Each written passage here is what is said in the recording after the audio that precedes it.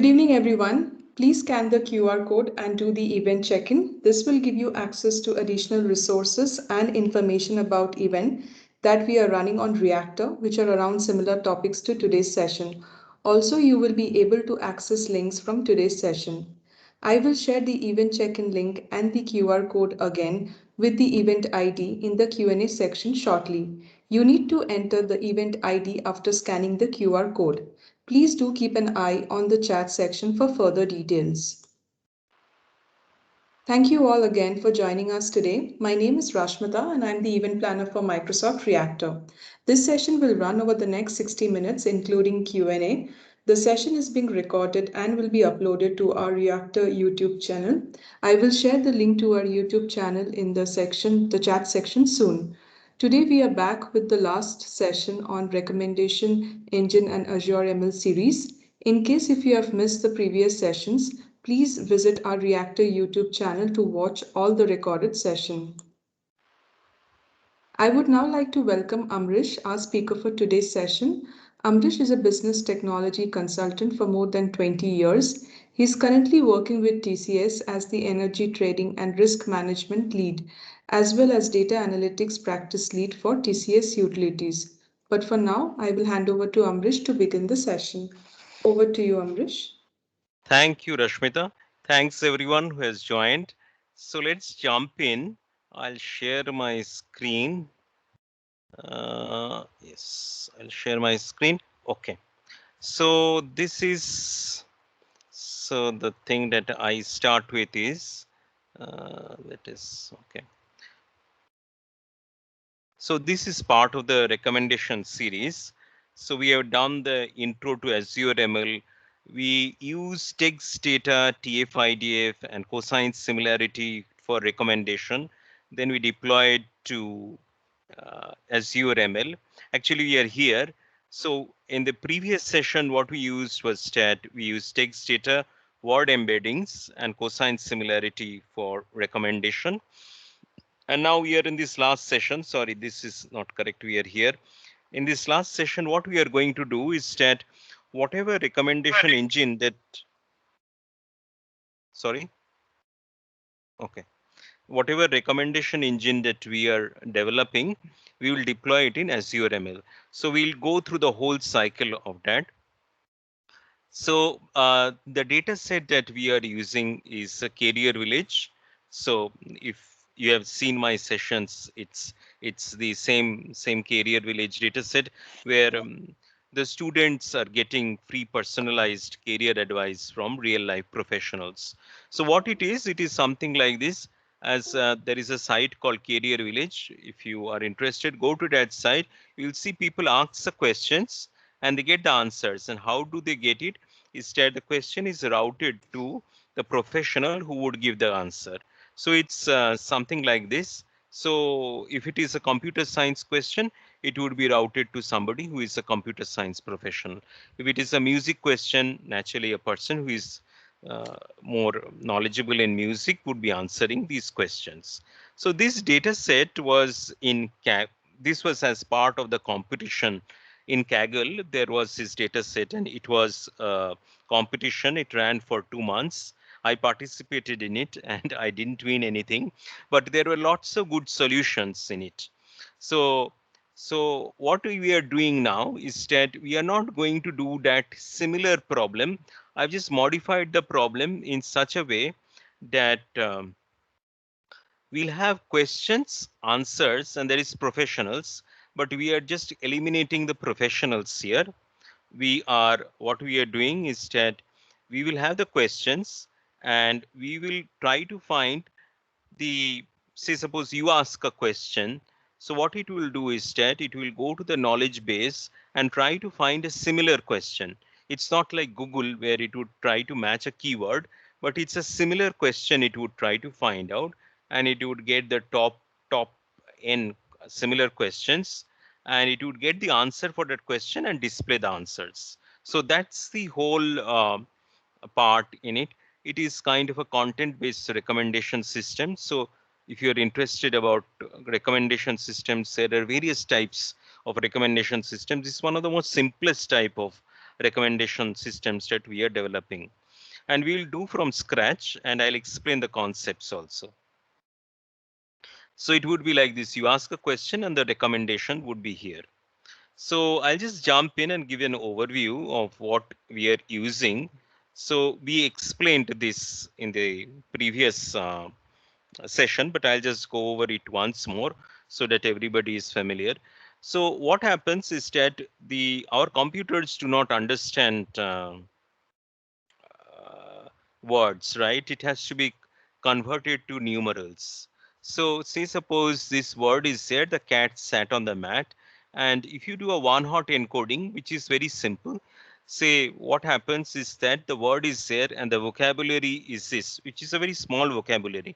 But imagine if your knowledge base is huge, you can see this matrix is huge, it will be huge. So here for the word there is one, the cat there is one. So the cat sat on the mat will have all ones here. But this is only one part of the thing. So imagine that if your knowledge base has so many words, each sentence would have more zeros than ones. So it is not a great way of representing. And because a matrix would be huge, so the computation would be taking a lot of time and it's not a great thing. So next what we do is a linear encoding, which is kind of like this, a word and a number. But what happens in this case is that there is no relationship between the words that is there. So that's why it's also not great, meaning it's very arbitrary.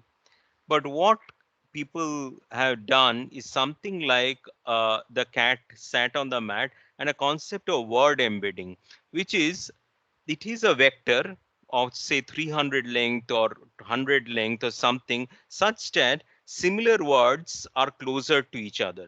So what do we mean by closer to each other? Meaning, say a very popular example you would see is that something like a king is closer to the queen, but the queen is not so much close to the princess, but is close to the princess, but is further away from a mother and is quite further away from a teacher. So there is a relationship these vectors would have.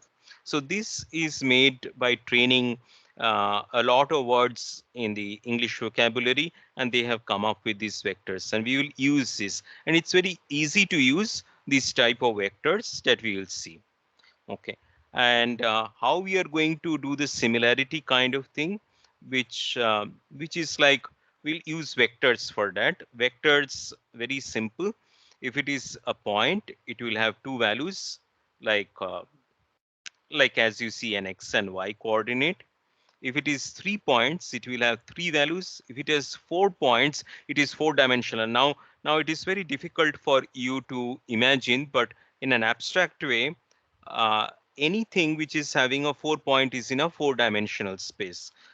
Similarly, if it is 5, it is will have 5 points. Now, if you have a 300 points, then it's a 300 dimensional vector. For us, it doesn't matter, because to examine the similarity between two vectors, what we will use is cosine.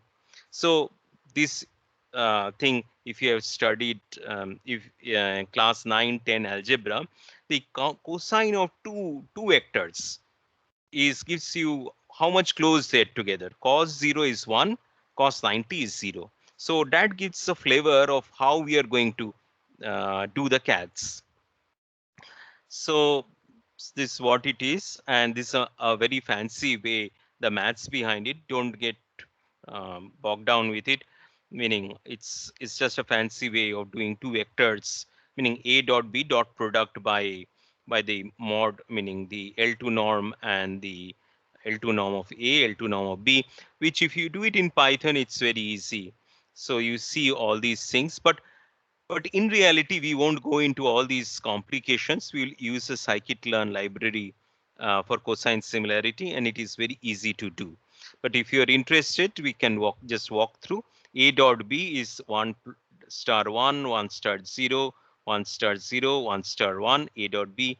AL2 norm is similarly A multiplied A dot A and the square root. See, 1 star 1, 0 star 0, 0 star 0, 1 star 1, and then the square root. Similarly, the BL2 norm is this, and the cos theta is A dot B by AL2 norm star BL2 norm.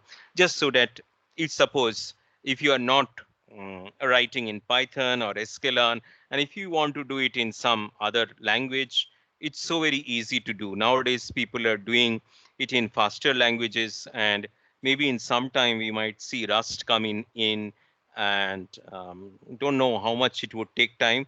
Very fast language. So maybe we'll see, and if you're interested, you can implement in Rust and so on and so forth. So this is a background, but what we will do is that we have this, we had shown this in practice of how we can do in our lectures. What we will do is that we will deploy this whole thing in Azure ML. Okay, so let's go to Azure ML, how we will do it. First of all, in Azure ML, let me just bring up another slide I have. So I just want to simplify and oversimplify things. This is one of the most oversimplified diagrams that you can see. So when we train, when we are doing modeling, you do a model train, we'll do a model inference. So we can isolate these two things together. Model training is a very compute intensive task. So somebody like a data scientist or somebody can train the model and take hours for it. And then what they can do is that they can do inference on a separate infrastructure altogether, and they can deploy it very easily. Why these type of things are very important is because Azure ML gives all these things in a very integrated manner. And modeling, many people think it is the most important thing in the whole modeling life cycle. It is important, but there are so many things like model deployment, model monitoring, provisioning the infrastructure, and all these type of things. So Azure ML would give us all these things. Okay. So first thing what we would do is that for training is that building the model requires you create an Azure ML workspace. Now what I'll do is that I'll jump into code and show you the demo actually. So the first thing that we do, I have actually run it because unfortunately this takes a lot of time to run because it creates a lot of infrastructure. So you create a workspace, which is the house of all the things. It requires a workspace name, the subscription ID, the resource group, and the location. So I have already done it for you. So if I go to my Azure ML workspace, so this is my resource group.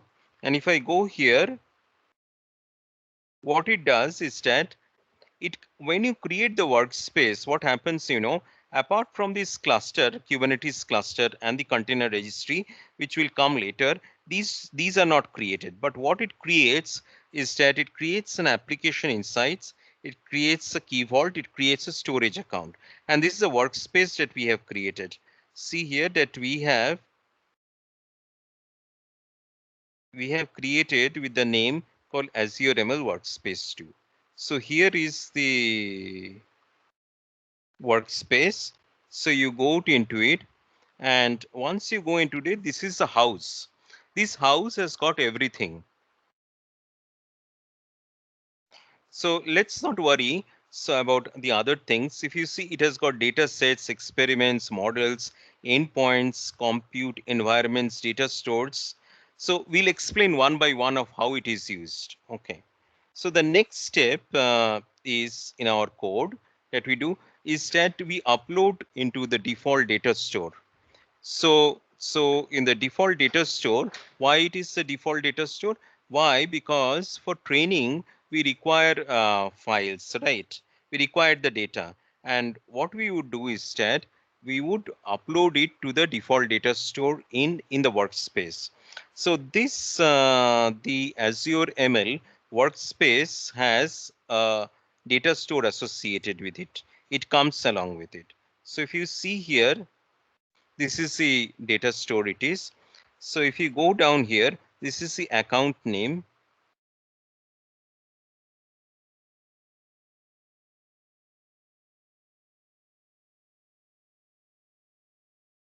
And if you go to the containers, what I have done is that I have uploaded it into the default data store.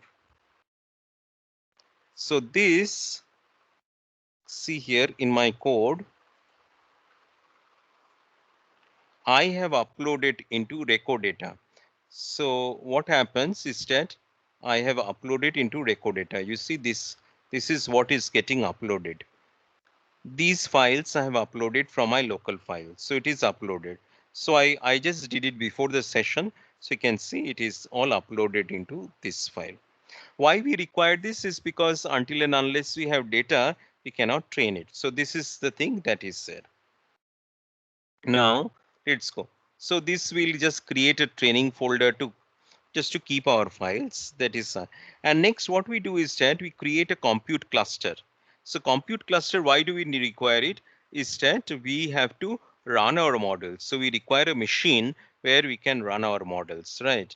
So here you can choose your SKU for the VM that you want. I have chosen standard D2 V2. So you can choose much more powerful machines. You can change the nodes. You can, so it is up to you.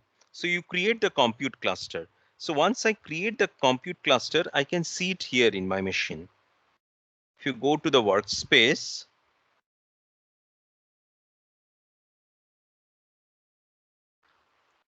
if you go to the workspace here, if you go to compute clusters, this is a CPU cluster I have already created. This takes a lot of time. So this is a cluster that I have created. So this is done to it. So till this point, if you are with me, I built the house where it will house. I have uploaded the data and then I have created a cluster. Now what I need to do is that I have to create the model. So this model, we can explain the code later on. But what this is essentially doing is that this is my code for the model, which essentially is not doing much. What I'm doing is that I have the questions, the professionals, and the answers. Actually, I don't need it, but anyways, I've taken all these three, and then I have made one data set. I have made a questions title and a questions body. This is what I am interested. I've cleaned the text a little bit so as to remove punctuations. More cleaning you can do. And then what I do is very important. Then we thought that we would be using word embeddings, right? So here Spacey is a natural language processing uh, library. Is it? I can say it is a library kind of thing, which does the word embeddings for us. It is very easy to use. So what I do is that they've got different types of uh, models that is there in Spacey. So I download it and I load it. And then we were speaking of the vector, right? This vector that we were speaking of, this word embedding vector. So for each sentence, we have to get the 300 word vector. So this is what we are doing. So what Spacey does is that for every word, there is a 300 vector, but for a sentence, so this would be a sentence, right? Question. So for a sentence, what it would do is that it would take the average of all the words and still it would give you a 300 dimension vector. So that is what it is doing. And then what it does is that I do a pickle dump and I save this embedding. Okay. Then, then what is required is that you require, so this I have not run, this I have just written the script. Then I create the environment. Why the environment is required? The environment is required because you have got the house, which is the workspace. You have got the data, which is in your data store. You have got the cluster, which is you have made the compute cluster. You have got the model script. Now you require some libraries, right? So that you can create and use those libraries. So here we use scikit-learn and spaCy. Actually, you perhaps don't require this because I have already used spaCy there. But anyways, I have just kept it. But I might like to try it without the spaCy because I've already done it. So you just have to use scikit-learn here. And this is what it is. So this is an environment we create. We register the environment in the workspace, and then we create an estimator. So estimator is something like which binds everything together. So the estimator, what it would do is that I have the training script, I have the compute target, we have the environment, and all these things, the binding is done by the estimator. So this is why we require the estimator. So once the estimator is done, then we use something called an experiment, and we submit the experiment with the estimator. So if I go back here, which I've already done, let me just close all these unwanted tabs. So I am in my workspace. I launch the studio. So this is your workspace, which houses. So this is experiment. And within the experiment, there are runs. You can, within a single experiment, you can have different runs. So this was my run out here.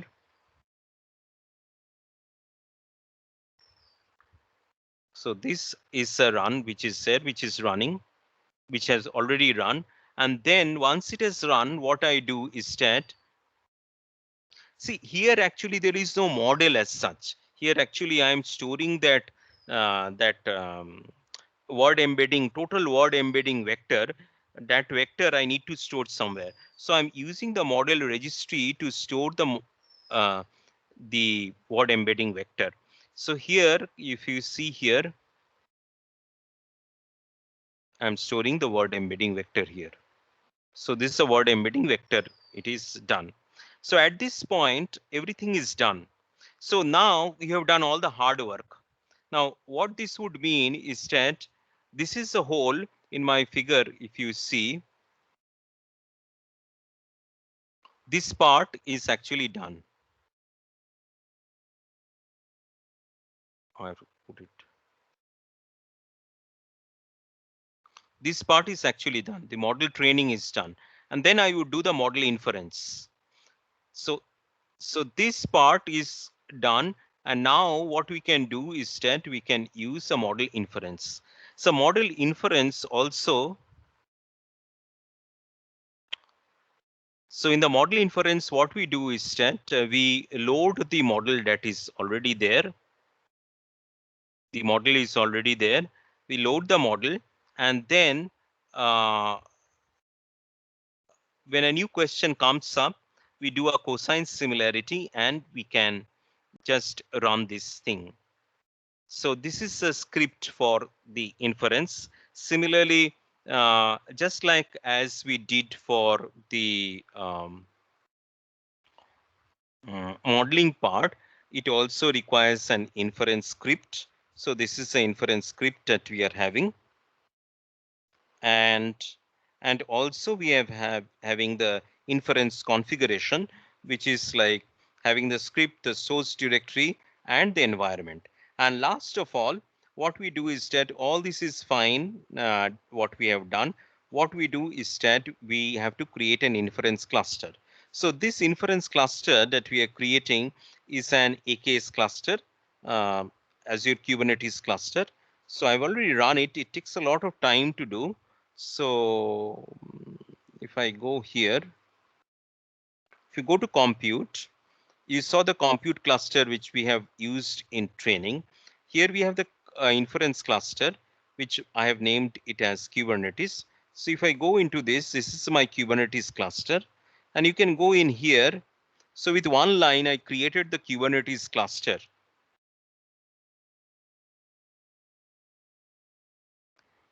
So this is a Kubernetes cluster. You can see it. And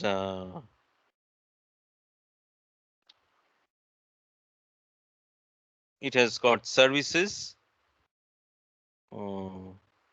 Okay, here I just want to correlate here. So what we'll do after this is that we'll deploy the service, because obviously, as you know, Kubernetes will have pods and all these things. I want to deploy a service. So I'm deploying a service here. And no, I have not. I'm just creating the deployment config here, and I'm deploying the service here. And here, these are the models that is here that I want to deploy. And the model is coming from my model registry, ws.models. This is from my model registry, and I'm deploying it in Reco Service 3. And if you go back here in your cluster, you see Reco Service 3 is there.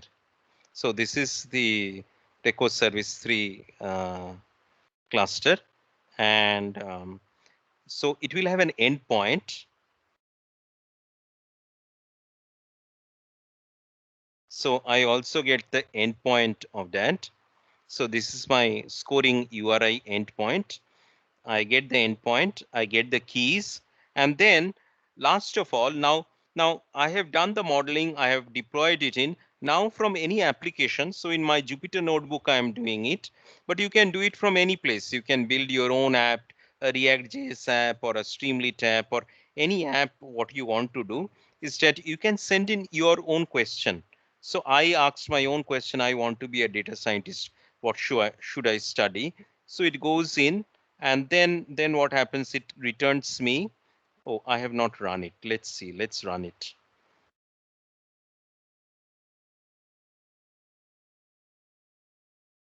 Okay,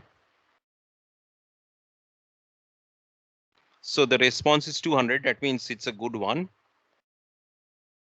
Okay, so let's see what it is returning back. Let it.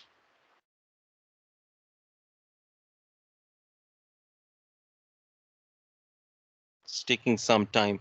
So I've got the result which is there. So these are my best answers. So the best answer is these. So hello Chong, I'm not a, but you can uh, database concepts, computer language, and blah blah blah, algorithm, videos, software. So these are the questions, these are the answers that it is getting. So meaning here in a Jupyter notebook, it is not visible very nicely. I should have showed you in a Streamlit tab. But anyways, so this is what you can get. So you can copy this code over here and use it in any application like a Streamlit app, React.js app, and so on and so forth. So this is what is the concept. So in short, what you are doing is that uh, you have built a model. Now it's very easy to deploy it in Azure ML, and more so it comes free with all these monitoring and all these infrastructure provisioning and all these facts. And moreover, you can delete your infrastructure very easily if you want to tear it down. So this is what gives you the total flexibility of deploying it in production. So for any data scientist or for any ML engineer, this type of framework is very acceptable and very good, because so very easily you can maintain these machine learning models so very easily. Anyways, I have spoken a lot. Maybe I just see about the questions if you have any. Mm,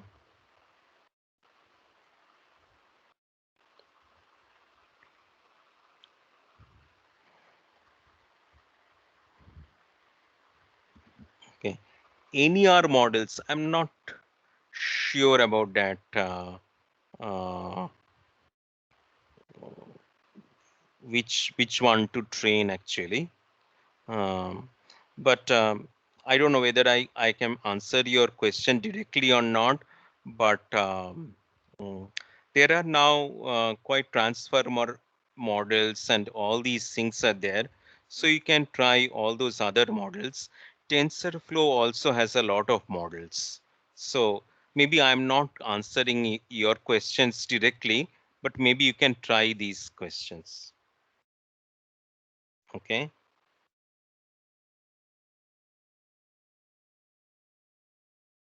How the different service like storage, AKs uh, are communicating without authentication? Yes, that's a great question.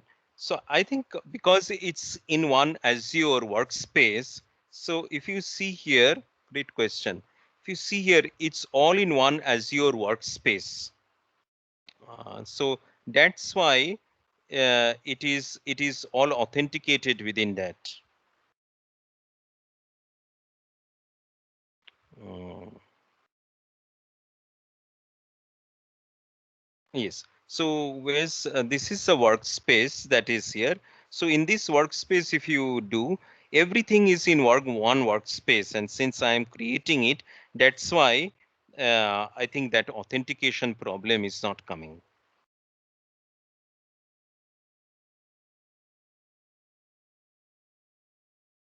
Yes, Nishant, I am not very familiar with this. So maybe I have not answered your question uh, properly. So maybe you can try other, meaning if Spacey has some custom models you can train with Spacey, but obviously you can train your own models with TensorFlow and with other models.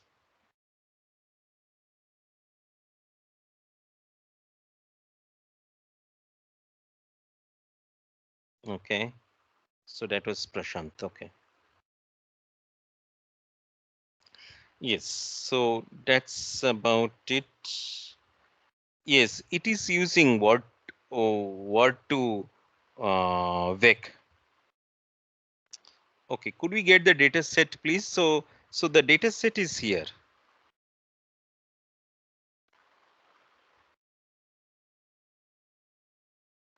You go to Kaggle, Career Village,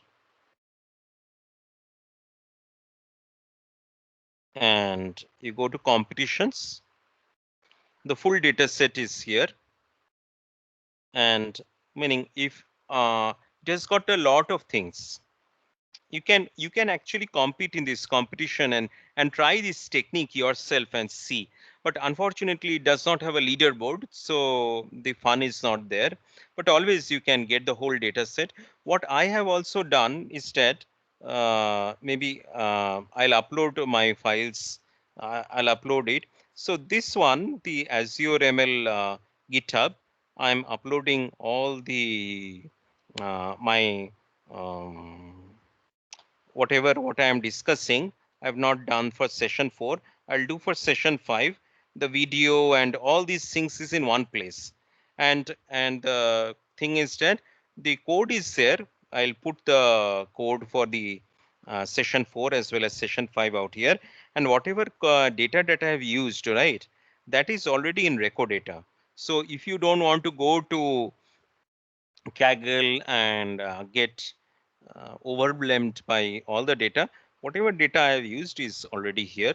The code is already here in Azure ML.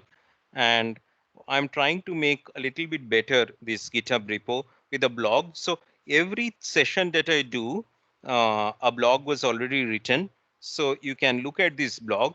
The video link for the reactor is also given. So I'll keep on updating as the session goes. Session 4, I have not updated. So after session 5 is done, so I'll update the video for that. And since I'm here, I'll just do a little bit of shameless promotion.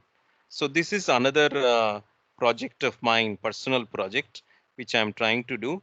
Is that this is a YouTube channel where I've just started this deep learning thing with. So this you will have all the intro to deep learning.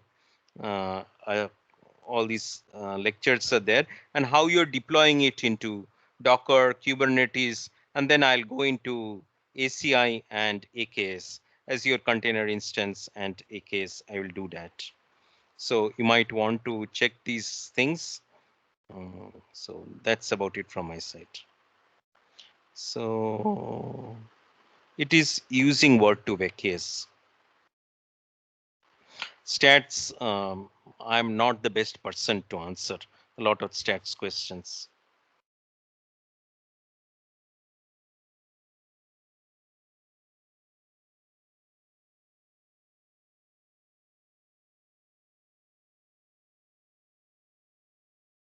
So,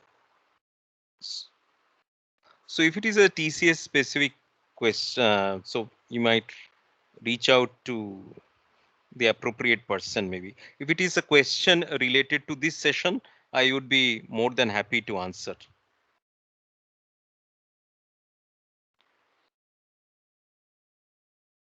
Okay. I'm just checking any other questions. No questions. Okay.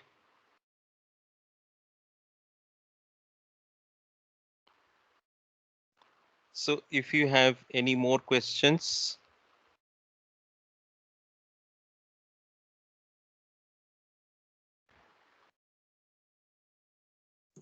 We still have some time, so if anybody have some questions, please go ahead and shoot out.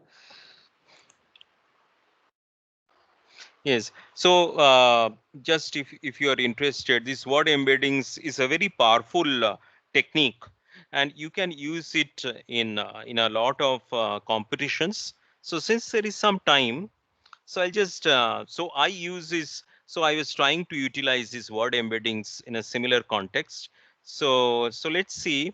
So you can just try out if you are into deep learning, and Prashant was asking, right? Uh, um, you are asking about some models you can do. You can check out this notebook, the commonly to readability prize. There is some competition here. Also the same concept here. What they are trying to do is that so they are trying to understand whether the text that is given in some educational text is how readable it is. So they have got a score for that. So if I go back, so it is like this. So they've got some text out here, and there is some score for that. So you have to predict the score for how readable is the text. So this is good for research, and they are trying it. So they have got a train test and readability prize. So this is not a recommendation, but the power of word embeddings is that so I convert this whole script is whole text into numbers, and then I use these as features, and then I can use it in a classification problem. Okay, so this is what it is doing. So if you see, I've used the same technique. I've used cleaned it, same technique. And then what I do is that I do some text vectorization, meaning with TensorFlow, so that I can, what should I say, get the words. And then I use something which is a little bit advanced, which is called embedding. It is not word embedding, but so I used a spacey here so as to get the word embedding vector, which is 300. And so this is how I am using the text into numbers, and then I used my custom model. So here, if you are interested, you can look into this notebook. Here it is using entity embedding, and then it goes on to use some LSTM, very simple LSTM layers, and goes on and uses TensorFlow, and very simple model, meaning it's not very hi-fi model. It is not using any transformers. So if you're interested in building custom models utilizing spacey, you can see this. Uh, and so that's, since we had some time, I just wanted to show you that there is, once you understand the concept of embedding, this becomes so very easy. And once you have this model, you can save it, and then you can deploy it in Azure ML and do some predictions on your own. So I have got this model here.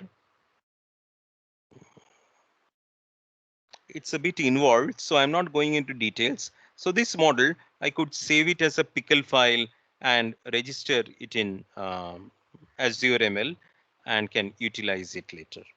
So do check out, this is another competition, the Common Lit Readability Prize. Only 10 days to go. Not a bad idea just to try out if you are familiar with word embeddings. Go ahead and try out. So Ambarish, I have a question out here. Like when we're discussing about this cosine similarity, right? So basically, this model we can also put it in recommendation system, right? Yes, Because yes, that is what we did. That is what we did, right? we are This is a trying to recommendation see system. how much angle, how much minimum angle we are predicting out of Yes, yes, recording, yes, right? Yeah. yes, yes.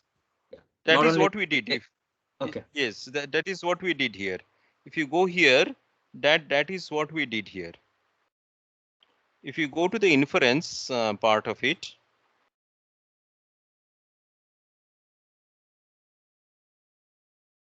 mhm. So whenever Here, we have distance, yes, whenever yes, we have this one. cosine distance increases, Huh. similarity decreases, right? So when we have Exactly, exactly, exactly. So what we are doing is that, meaning maybe I have not explained it well. So what we are doing here, for each word out here, for each sentence out here, we are having this vector. We are having this vector. Okay. For each sentence, for each question, we are having one vector. Vector 1, vector 2, vector 3, vector 50,000. Vectors, an array of vectors we are having. Now I have got a question which is another vector. So I go around in the loop and try to find which is the most similar vector, which actually is doing this. For example, when you go to the, can you go to this graph, the graph which you're showing, x-axis and y, whatever the graph, yeah. So when I have two vectors, P1 Hmm, and P2, the same line in hmm, the bottom, hmm. what will be my prediction? No, it is not a. It is not a prediction. It is. Not prediction, It is. It what will is. be It is my similar. similar? Yeah, It what is will be my similar. It is yeah, very similar. So the when similar. the cosine, why? Correct, Why? Because cosine correct, zero. Cosine correct. zero is one.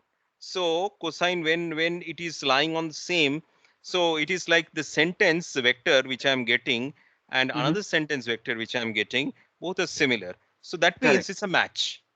Match. And when we have cosine 90, it's an it doesn't matches. Yes, it is not matching. Or Correct. one good this also brings me. So maybe this demonstration might help you Mm-hmm. because this was discussed more in the previous session. It's let me see if I have it ready. Uh, No worry, I'm just asking a question on benefit of the people's time. So I'm just ask this question yes, like yes, yes, yes. No, this I just wanted to show you. This actually is much more more illustrative actually. So here we did this sort of thing. So here NLP queen, a cosine similarity of queen and king is a 0.72. Queen and mother is 0.44. Queen and princess is 0.65. You see that these vectors how similar it is. Similarly, if I have a sentence, I am a software consultant, hey me data guy, hey me plumber. So these are all are giving 300 vectors, 300 dimensional vectors. And now when I do x1, x2, software consultant data guy 0.73, software consultant plumber 0.64. You see how this one, the data guy and software consultant is similar. So that's why it is giving a higher cosine value. That's what it is. Another right. fun thing, another fun thing is you ask a question rather than me telling. Yes, yes, please. Go ahead, please. Nothing, Ambaris. You can go ahead. Yeah. Uh-huh. So this is another fun thing that I tried. So somebody was explaining about Pepsi, Coke. So Pepsi, so what they have done, this is a very fascinating thing. They have trained in billions and billions of sentences. Okay. And then they have done all these maths and they have done these vectors. So you see Pepsi and Coke, 0.65. Okay.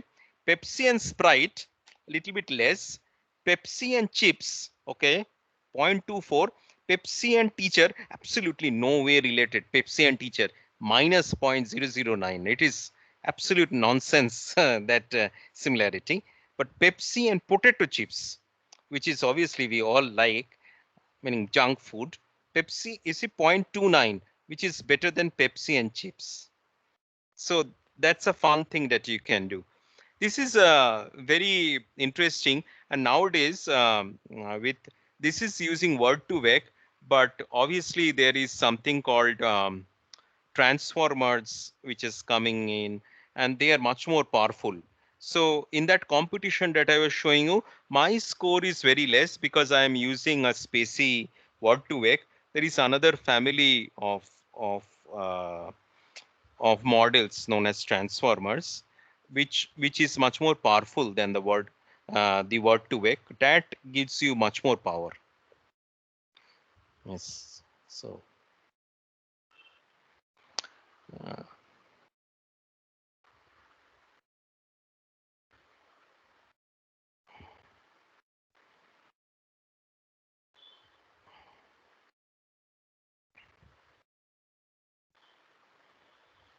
Thank you, Ambarish, for the yeah, explanation. most welcome.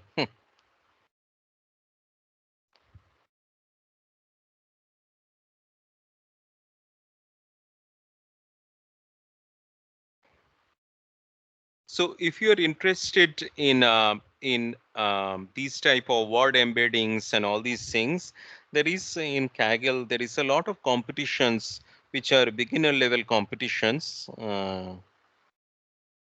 So do try out this concept. Um,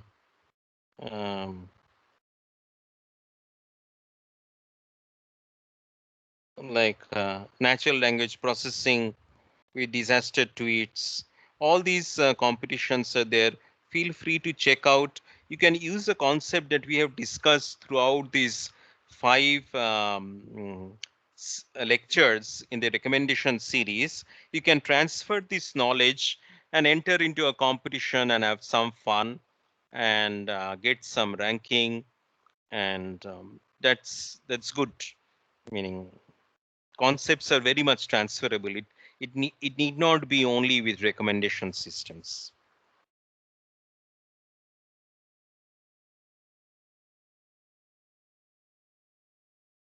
Okay, I think if we do not have any more questions, we can call it a wrap.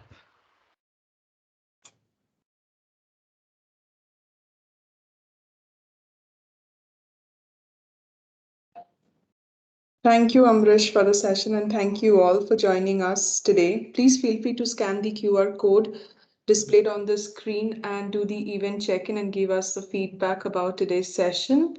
It will help us choose a topic that better suit our audiences. Also, please visit our Microsoft Reactor Bengaluru meetup page for more upcoming sessions. Thank you all once again, and happy weekend to all of you. Thank Happy. you. Thank you, everybody. Thank you for joining. Bye.